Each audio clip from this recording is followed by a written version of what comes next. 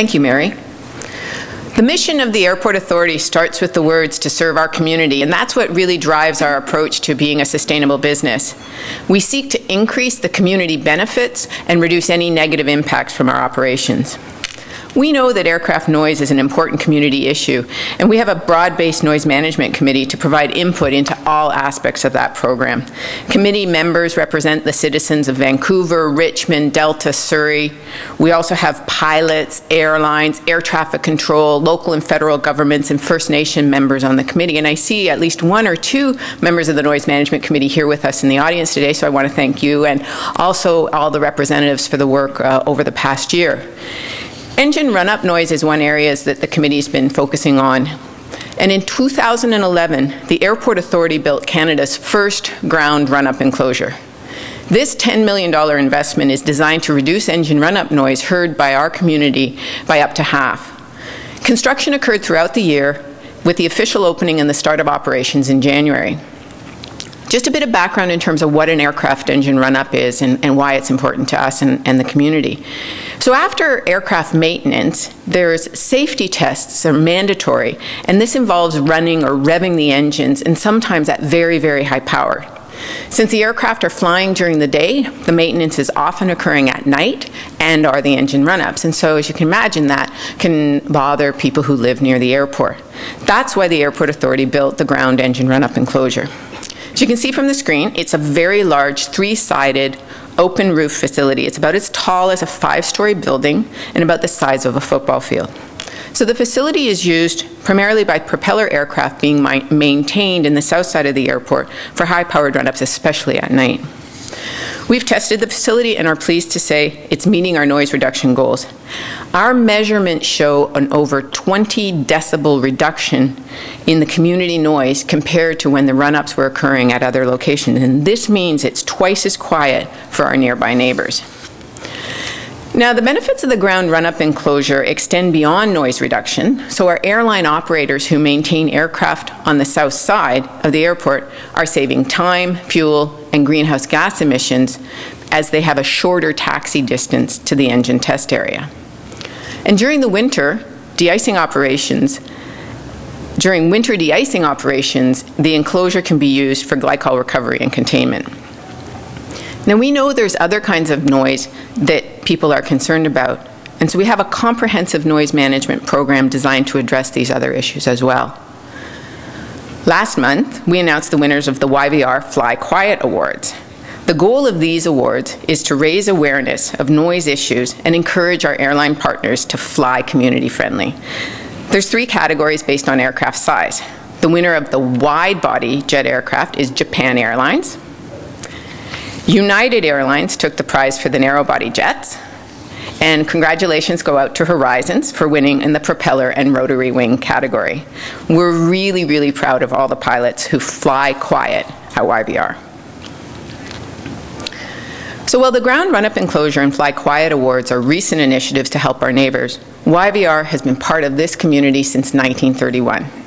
Last year, we celebrated our 80th anniversary, and we had people from all over the Lower Mainland came out for our 2-day open house. They enjoyed family entertainment, vintage aircraft fly past, a demonstration of our airside emergency vehicles. Now, anyone who works here at YVR will probably have a quirky story or a curious behind-the-scenes anecdote. And last year, we held a Live at YVR contest as a way to help share some of those stories with others. The unique approach included a contest to select a storyteller to live here at YVR for 80 days and 80 nights, telling people about the people and the places, those behind-the-scenes spaces, posting videos and photos online for all to see. We understand that over 115 million people around the world actually heard about Jagger Ma's Live at YVR adventures. Closer to home, we were delighted that students from 43 different elementary schools came out to the airport last year to experience a fun, interactive guided tour of YVR. We've launched the reservations for this fall already, and we're really pleased that over half the spots are already taken, so demand is quite high for students who want to come out again in the fall. There's some really terrific organizations who are doing great things in our community.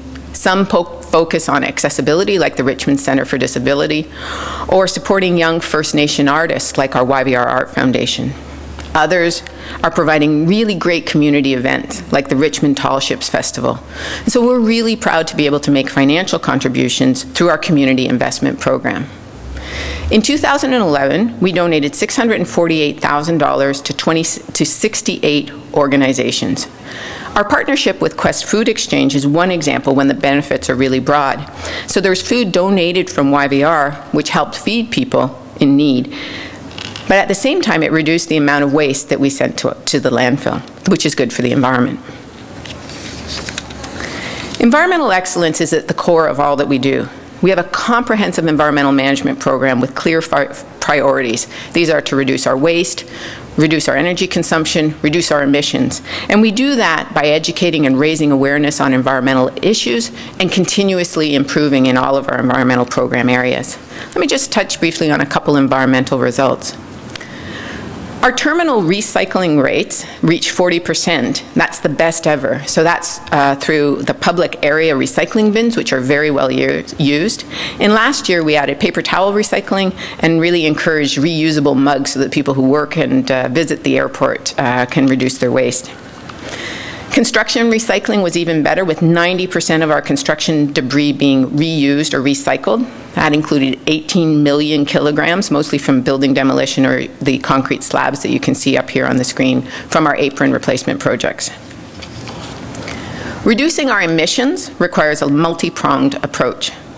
Making it safer and easier for those who want to get out of their cars and bike to the airport is one area of focus.